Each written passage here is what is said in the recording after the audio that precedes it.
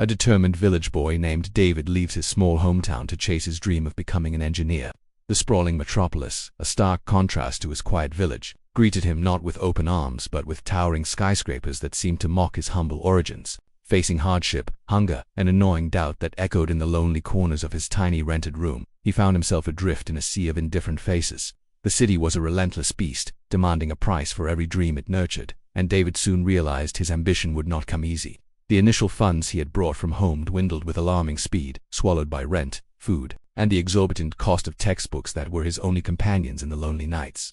He took on a series of odd jobs to survive, his days a blur of strenuous activity far removed from the world of circuits and blueprints he longed for. By day, he was a construction worker, his hands, meant for drafting precise designs, calloused from hauling bricks under the scorching sun. He worked as a kitchen porter, his mind, which should have been solving complex equations, lost in the chaotic clatter of pots and pans.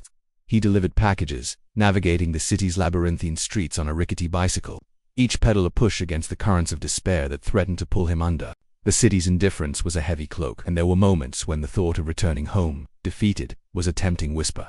Yet the image of his family's hopeful faces and the promise he had made to himself and to them fueled his resolve. As twilight painted the city in shades of orange and purple, David's second day would begin. He would return to his cramped room, the exhaustion of physical labor weighing heavily on his shoulders, and immerse himself in his studies.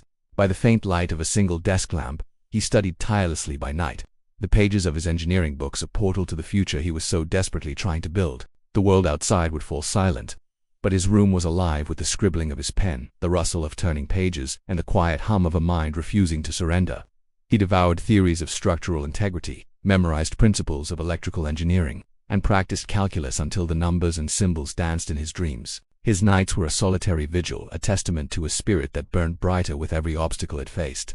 This grueling routine became his life, a stark duality of physical toil and intellectual pursuit, a bridge built of sheer will connecting his harsh reality to his aspiring dream. Against all odds, the years of sacrifice culminated in a moment of pure triumph. David graduated, his name called out amidst a sea of proud families and beaming graduates. For him, the diploma was more than a piece of paper. It was a testament to every sleepless night, every skipped meal, and every drop of sweat. It was the materialization of a dream that had once seemed impossibly distant. But his journey did not end with graduation. Fueled by the hardships he had witnessed and a desire to create tangible change, he poured his knowledge and passion into his work. He invented life-changing technologies, developing low-cost water purification systems that could serve remote communities, and designing sustainable, affordable housing solutions inspired by the needs of his own village. His innovations were not just marvels of engineering but acts of profound empathy, born from a deep understanding of the struggles faced by those left behind. Years later, David returns home, the prodigal son, but he brings with him more than just personal success. The once uncertain boy was now a figure of quiet confidence and achievement. He came back not just as a successful engineer, but as a symbol of hope and transformation for his community.